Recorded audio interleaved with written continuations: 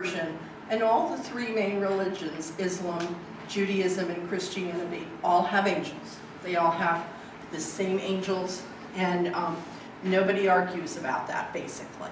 And archangels, there was, at one workshop I did, because I would tell people to call on their archangel, and they say, well, I don't want to upset them. That's kind of a hierarchy there.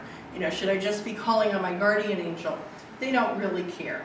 That's all kind of man-made from our religion, where, we don't bother God unless we necessarily have to, because he's this older, huge man up there who sometimes can get grouchy, like he has indigestion if we don't quite do the right thing. And it really doesn't work that way at all. They want you to call on them. There's no kind of, I'm bigger than this angel, so don't bother me. A lot of people feel there are just 7 archangels. I think that there are far more than that. That's what they're telling me. There's like Michael, Raphael, Uriel, Gabriel. Those are the ones that everybody kind of knows. Then there's Joviel, who's the kind of the feng shui, the nature archangel. There's Ariel, which is the one for manifesting prosperity, bringing things towards yourself. There's Raziel, and he's the one that was there in the Garden of Eden, supposedly. He's the oldest, the most mystical. A lot of geometric shapes are around him. There's Shemuel, who's the angel of peace, and if you're going through like a career transition.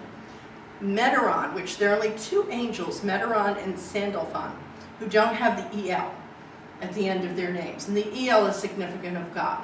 And then what's before it is, another like adjective for how they describe themselves. And Meteron is the angel of like the indigo children, the crystal children. He's also great for focusing, prioritizing. He's the one that kind of kicks our butt when we're not doing the things that we should be doing, when we put things off or we procrastinate. That's him. Sandalphon, who many people think that they're like brothers. He's the angel of gentleness, victory, kind of like overcoming things and just going full steam ahead. There's also Cassiel, who's the angel that, like in the situation in Rwanda, Cassiel would have been there. He's there when people are oppressed, when things aren't going right. He would have been there standing with people at the civil rights in the 60s and the 50s when they were marching. That angel would have been right there. Jeremiel is the angel that comes when people need to cross over. If you have a lot of difficulties, he's there.